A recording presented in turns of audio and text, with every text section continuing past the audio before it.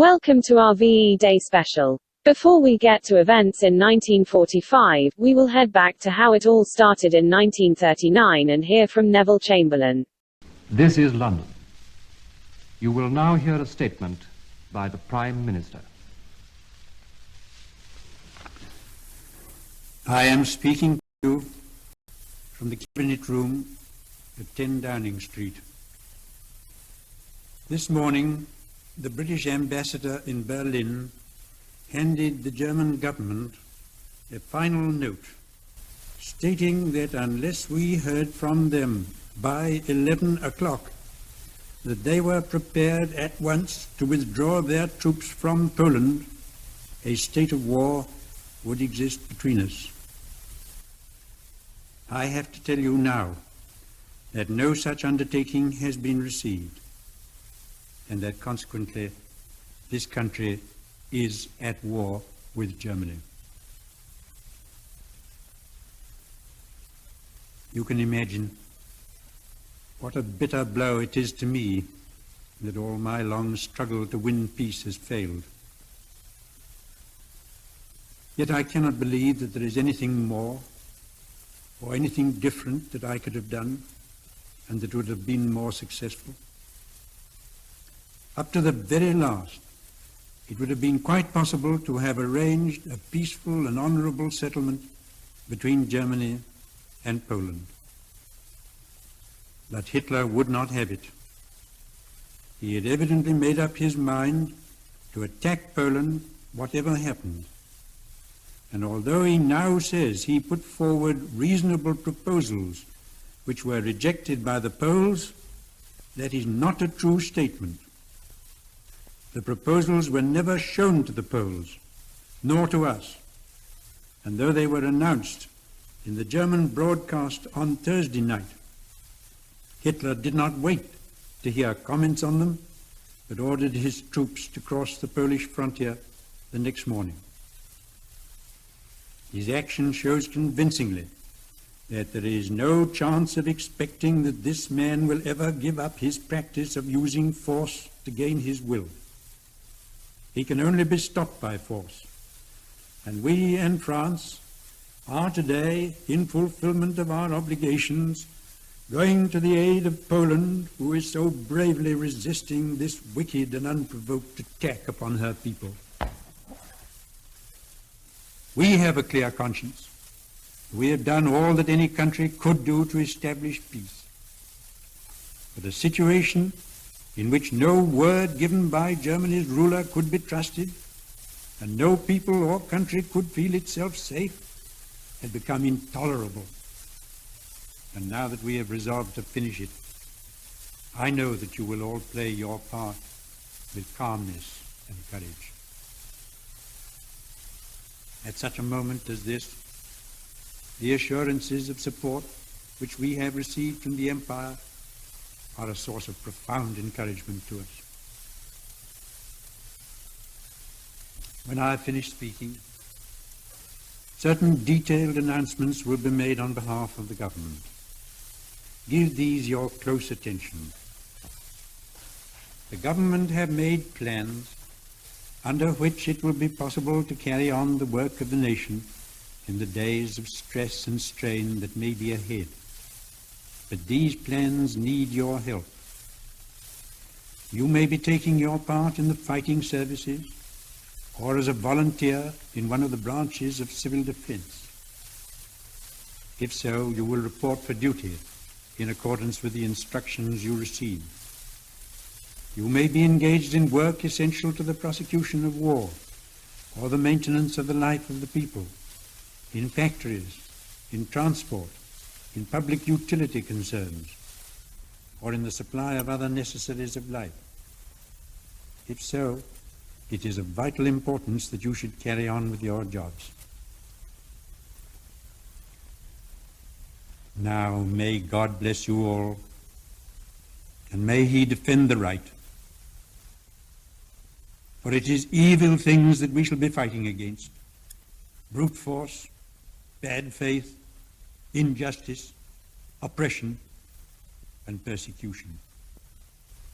And against them I am certain that the right will prevail.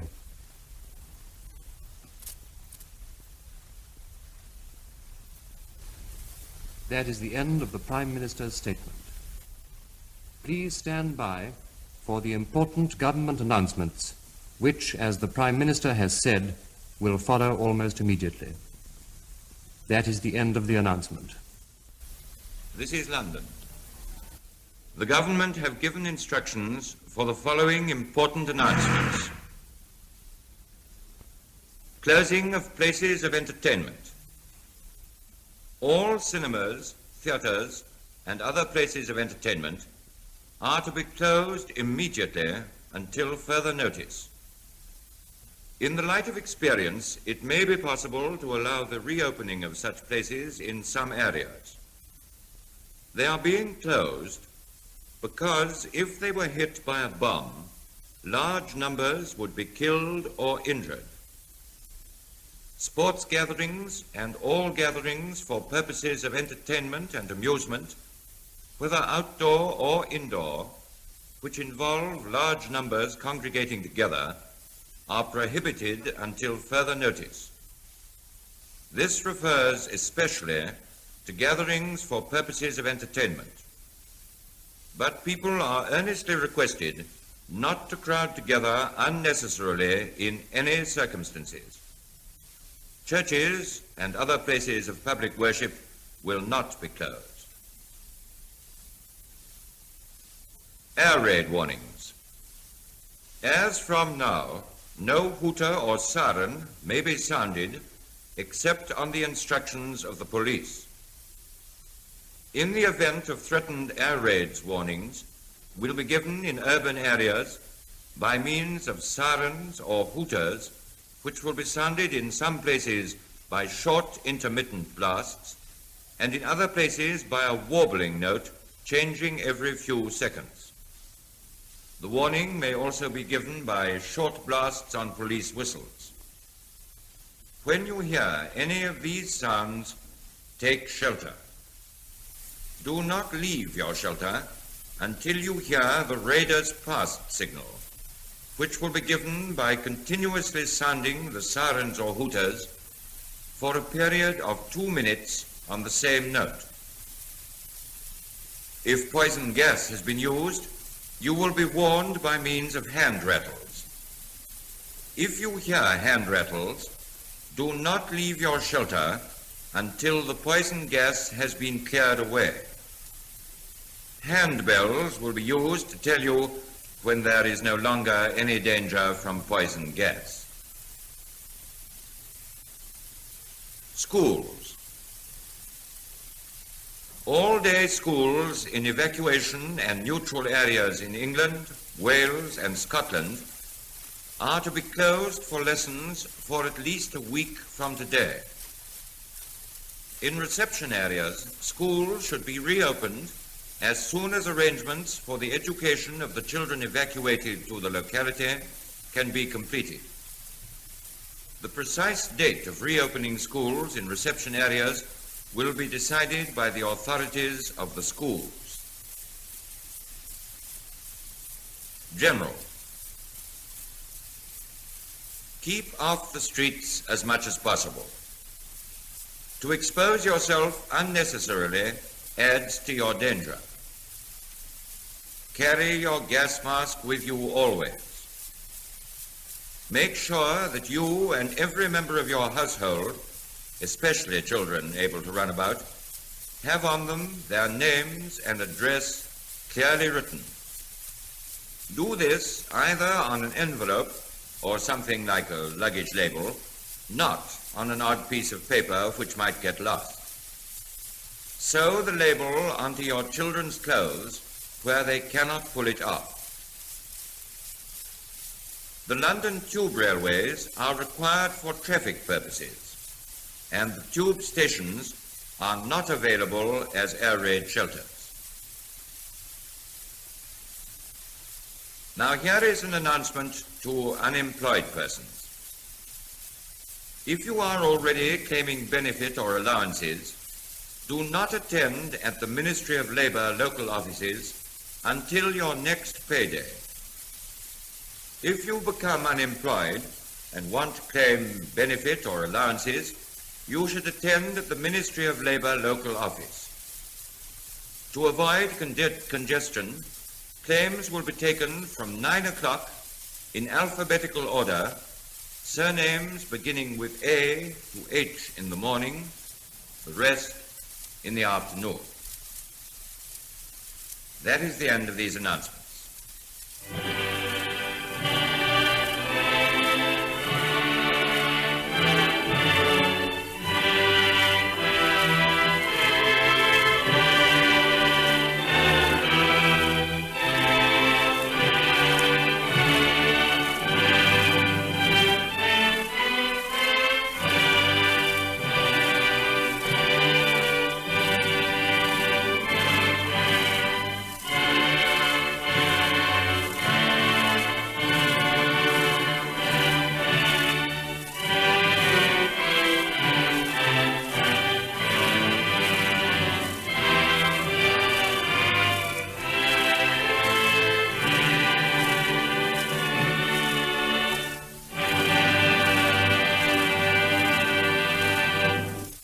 And so began the Second World War.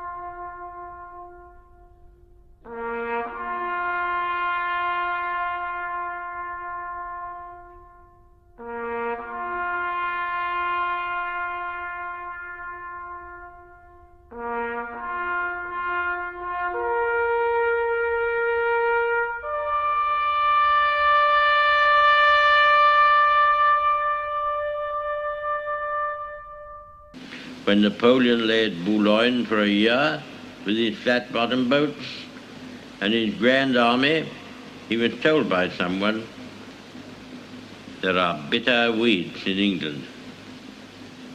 There are certainly a great many more of them since the British Expeditionary Force returned. Sir, I have myself full confidence that if all do their duty, if nothing is neglected, and if the best arrangements are made, as they are being made, we shall prove ourselves once more able to defend our island home, to ride out the storm of war, and to outlive the menace of tyranny, if necessary for years, if necessary alone. At any rate, that is what we are going to try to do. That is the resolve of His Majesty's government, every man of them. That is the will of Parliament and the nation. The British Empire and the French Republic, linked together in their cause and in their need, will defend to the death their native soil, aiding each other like good comrades to the utmost of their strength. We shall go on to the end. We shall fight in France. We shall fight on the seas and oceans. We shall fight with growing confidence and growing strength in the air. We shall defend our island, whatever the cost may be. We shall fight on the beaches. We shall fight on the landing grounds. We shall fight in the fields and in the streets. We shall fight in the hills. We shall never surrender. And if, which I do not for a moment believe, this island or a large part of it were subjugated and starving, then our empire beyond the seas, armed and guarded by the British fleet, would carry on the struggle until in God's good time, the new world, with all its power and might, steps forth to the rescue and the liberation of the old. The words of Winston Churchill. We will now hear two in a row from the Force's sweetheart, Vera Lynn, before we fast forward to the 8th of May 1945.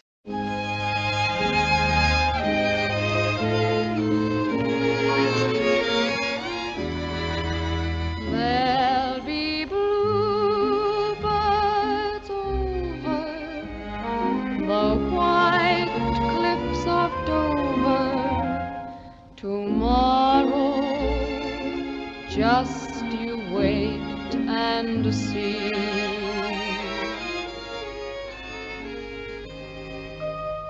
I'll never forget the people I met braving those angry skies. I remember well as the shadows fell, the light of hope in their eyes. And though I'm far away, I still can hear them say, thumbs up. For when the dawn comes up, there'll be bluebirds over the white cliffs of Dover tomorrow. Just you wait and see. There'll be love and laughter and peace ever after tomorrow, when the world is free. The shepherd will tend his sheep, the valley will bloom again, and Jimmy will go to sleep in his own little room again. There'll be bluebirds over the white cliffs of Dover tomorrow. Just you wait and see.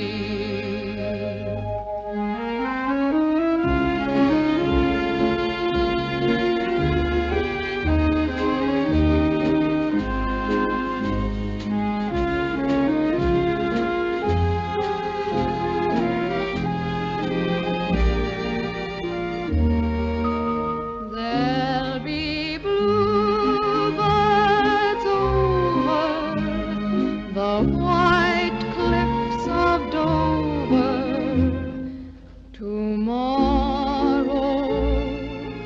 Just you wait and see.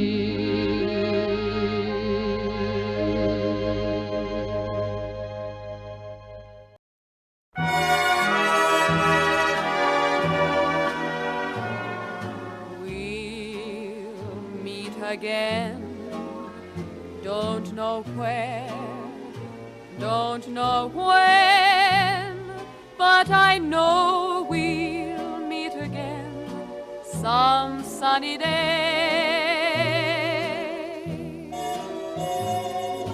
Keep smiling through, just like you always do, till the blue skies drive the dark clouds far away. So will you please say hello to the folks that I know? Tell them I won't be long. They'll be happy to know that as you saw me go, I was singing this song. We'll meet again. Don't know where, don't know when, but I know we'll meet again some sunny day.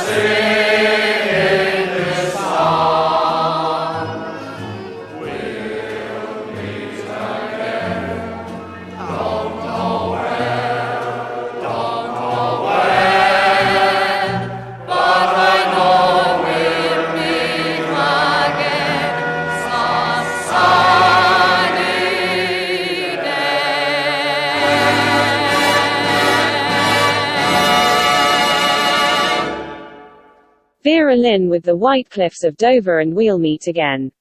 Now we move to the 8th of May 1945 and hear from Winston Churchill. Yesterday morning at 2:41 a.m. at General Eisenhower's headquarters, General Jodl, the representative of the German High Command, and of Grand Admiral Dönitz, the designated head of the German state, signed the act of unconditional surrender of all German land, sea, and air forces in Europe to the Allied Expeditionary Force, and simultaneously to the Soviet High Command. General Bedell Smith, Chief of Staff of the United States Army, and General Francois Severs signed the document on behalf of the Supreme Commander of the Allied Expeditionary Force, and General Susloparov signed on behalf of the Russian High Command. Today this agreement will be ratified and confirmed at Berlin, where Air Chief Marshal Tedder, Deputy Supreme Commander of the Allied Expeditionary Force, and General de Lattre de Tassigny will sign on behalf of General Eisenhower. General Zhukov will sign on behalf of the Soviet High Command. The German representatives will be Field Marshal Keitel, Chief of the High Command, and the Commanders-in-Chief of the German Army, Navy, and Air Forces. Hostilities will end officially at 1 minute after midnight tonight, Tuesday the 8th of May. But in the interest of saving lives, the ceasefire began yesterday to be sounded all along the fronts, and our dear Channel Islands are also to be freed today. The Germans are still in places resisting the Russian troops, but should they continue to do so after midnight, they will, of course, deprive themselves of the protection of the laws of war and will be attacked from all quarters by the Allied troops. It is not surprising that on such long fronts and in the existing disorder of the enemy, the commands of the German High Command should not in every case have been obeyed immediately. This does not, in our opinion, with the best military advice at our disposal, constitute any reason for withholding from the nation the facts communicated to us by General Eisenhower of the unconditional surrender already signed at Reims, nor should it prevent us from celebrating today and tomorrow, Wednesday, as Victory in Europe days. Today, perhaps, we shall think mostly of ourselves. Tomorrow, we shall pay a particular tribute to our heroic Russian comrades whose prowess in the field has been one of the grand contributions to the general victory. The German war is therefore at an end. After years of intense preparation, Germany hurled herself on Poland at the beginning of September 1939. And in pursuance of our guarantee to Poland, and in common with the French Republic, Great Britain, the British Empire, and Commonwealth of Nations declared war upon this foul aggression. After gallant France had been struck down, we from this island and from our united empire maintained the struggle single-handed for a whole year, until we were joined by the military might of Soviet Russia and later by the overwhelming power and resources of the United States of America. Finally, almost the whole world was combined against the evildoers, who are now prostrate before us. Our gratitude to all our splendid allies goes forth from all our hearts in this island and throughout the British Empire. We may allow ourselves a brief period of rejoicing. But let us not forget for a moment the toils and efforts that lie ahead. Japan, with all her treachery and greed, remains unsubdued. The injuries she has inflicted upon Great Britain, the United States, and other countries, and her detestable cruelties call for justice and retribution. We must now devote all our strength and resources to the completion of our tasks, both at home and abroad. Advance Britannia! Long live the cause of freedom! God save the King! Coming up, the Dam Busters March and the theme from 633 Squadron. We will then hear from King George VI.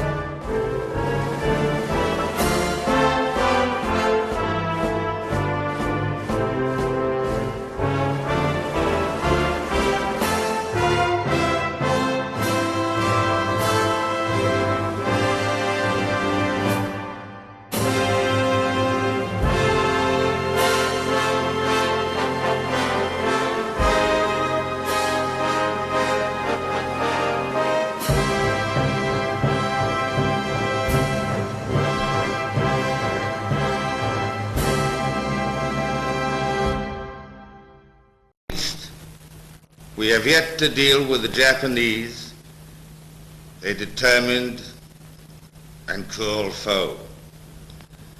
To this we shall turn with the utmost resolve and with all our resources.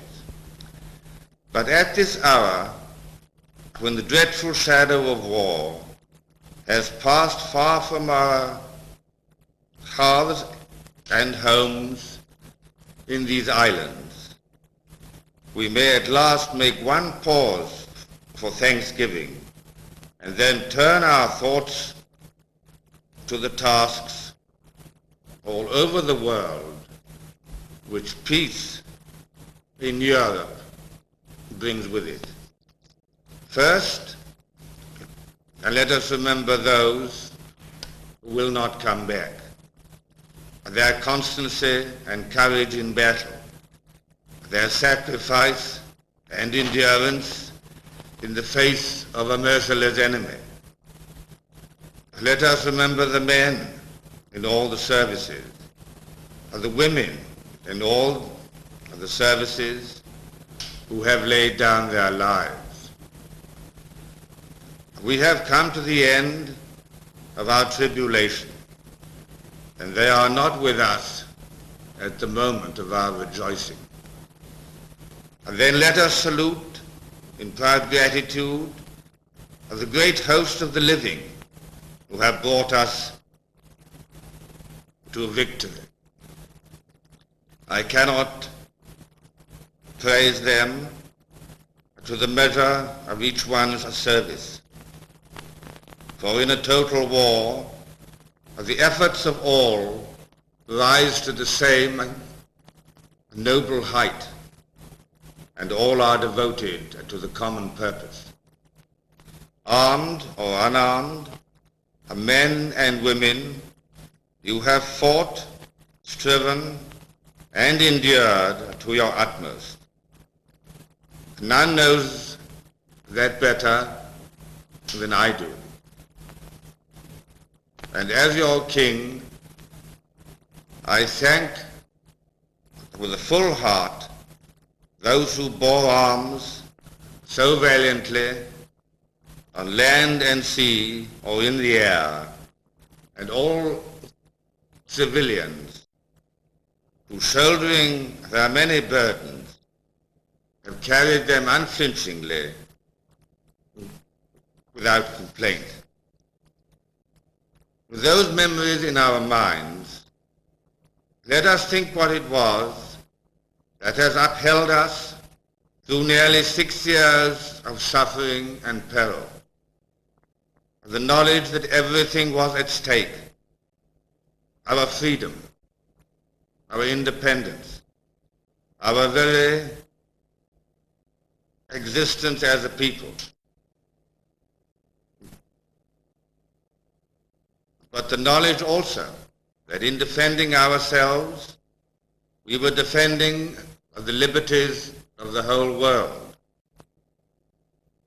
That our cause was the cause not of this nation only, not of this empire and commonwealth only, but of every land where freedom is cherished and law and liberty go hand in hand.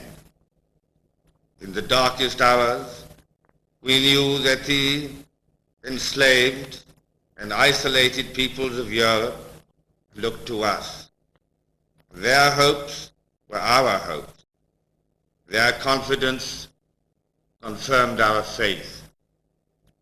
We knew that if we failed or faltered, the last remaining barrier against a worldwide tyranny would have fallen in ruin. But we did not falter, and we did not fail. We kept faith with ourselves and with one another. We kept faith and unity with our great allies.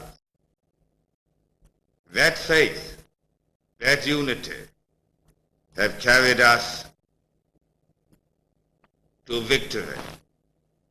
through dangers which at times seemed overwhelming. So let us resolve to bring to the tasks which lie ahead the same high confidence in our mission.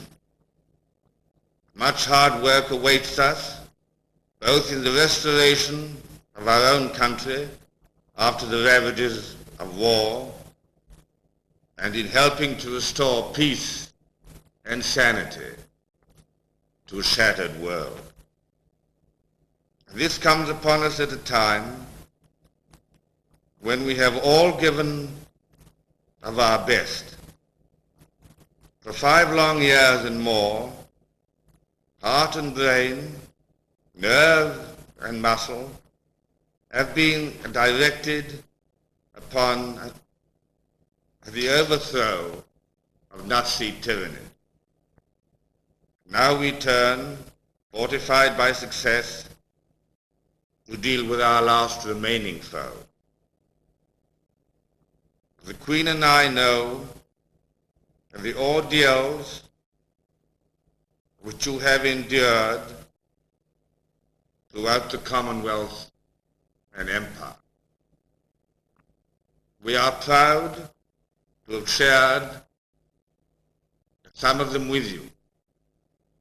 And we know also that we shall all face the future together with stern resolve and prove that our reserves of willpower and vitality are inexhaustible. There is great comfort in the thought that the years of darkness and danger in which the children of our country have grown up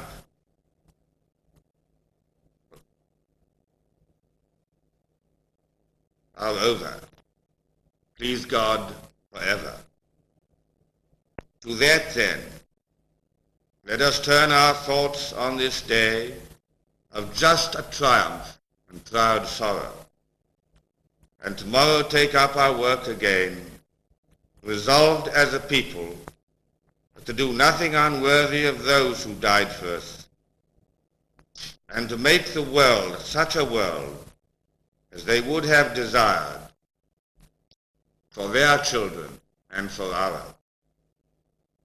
This is the task to which now honor binds us. In the hour of danger, we humbly committed our cause into the hand of God, and He has been our strength and shield. Let us thank Him for His mercies, and in this hour of victory, commit ourselves and our new task to the guidance of the same strong hand. Thanks to God for a great deliverance. Speaking from our empire's oldest capital city, war battered, but never for one moment daunted or dismayed. Speaking from London, I ask you to join with me in that act of thanksgiving.